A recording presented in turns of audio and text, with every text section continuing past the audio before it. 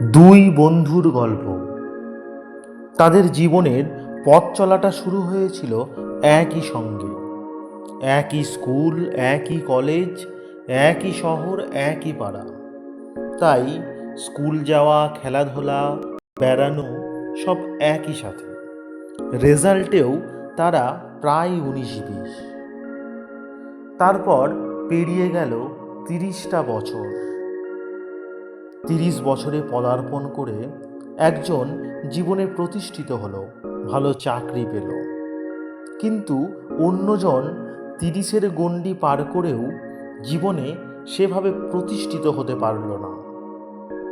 চাকরি না পাওয়ায় দ্বিতীয় জনের মনোকষ্ট তো ছিলই, তার উপর সাংসারিক চাপ, দায়িত্ব ঘাড়ে নিয়ে জীবনে ভালো কিছু করার উৎসাহটাই সে হারিয়ে ফেলল। সে গতানুগতিক জীবন কাটায়। না আছে তার কোনো কিছু করার চেষ্টা, আর না আছে কোনো কিছু পাবার আকাঙ্ক্ষা। যাই হোক, একদিন সে ঘুরতে ঘুরতে এক নির্জন স্থানে এক সন্ন্যাসীর দেখা পেল।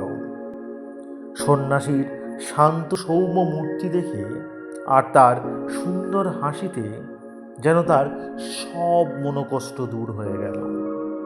সে খোলা মনে তার জীবনের সব কিছু খুলে বলল সন্ন্যাসীকে।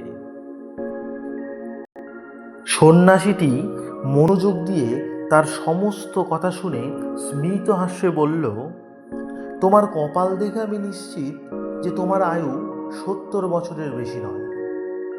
আর তোমার ওই বন্ধুটিরও আয়ু আমি ধরে নিলাম 70 বছর। তাহলে তোমাদের দুজনেরই হাতে আর পড়ে আছে মাত্র 35টি বছর। এখন তোমার বন্ধুটি জীবনে যা কিছু পেল তা সমস্ত কিছু উপভোগ করার জন্য তার হাতে রয়েছে মাত্র 35টি বছর। অর্থাৎ সে যা কিছু পেল তা মাত্র 35 বছরের জন্যই পেল। আর তুমি যা কিছু পেলে না, এই জীবনে তোমার যা কিছু পাওয়া হলো না তা মাত্র 35 বছরের জন্যই পাওয়া হলো না। কারণ 35 বছর পরে তোমরা দুজনেই কেউ থাকছো না।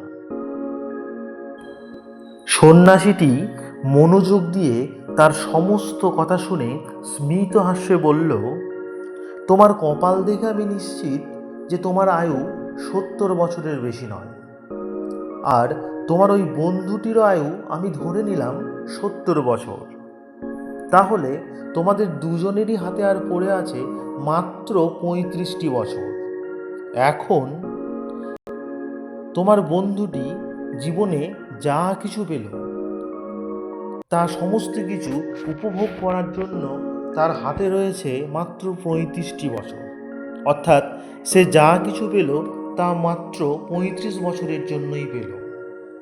আর তুমি যা কিছু পেলে না, এই জীবনে তোমার যা কিছু পাওয়া হলো না তা মাত্র 35 বছরের জন্যই পাওয়া হলো না। কারণ 35 বছর পরে তোমরা দুজনেই কেউ থাকছো না।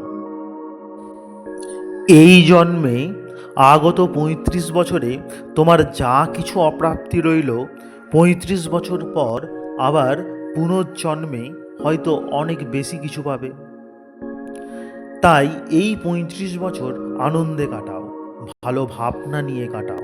মনে রেখো, সুখ বা দুঃখ মানুষের জীবনে কোনোটাই চিরস্থায়ী নয়। কারো জীবন চিরদিন দুঃখেও কাটে না, আবার কারো জীবন চিরদিন সুখেও কাটে না। সূর্য অস্ত যাওয়ার মানেই হলো পরদিন সূর্য উদয় হওয়া। আবার সূর্য উদয় হলে তা অস্তে যাবে এটাও নিশ্চিত।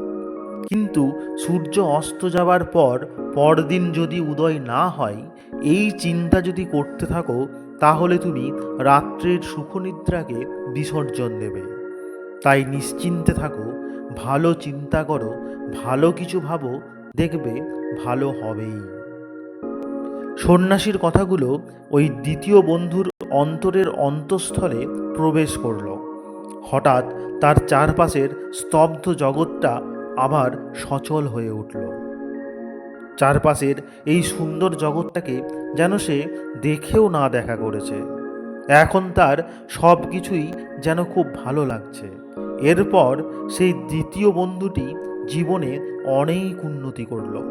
কোনো সুখ বা দুঃখ তার জীবনকে আর প্রভাবিত করতে পারে না, কারণ সে জানে সব কিছুই ক্ষণিক। সর্বং ক্ষণিকং ক্ষণিকম। মহাভারতের যুদ্ধে অনেক কঠিন থেকে কঠিনতর পরিস্থিতিতে শ্রীকৃষ্ণের মুখের মৃদু হাসি যেমন কখনো ম্লান হয়নি, তেমনি সেই বন্ধুটির জীবনে কোনো কঠিনতম পরিস্থিতিও তাকে অসুখী করতে পারেনি।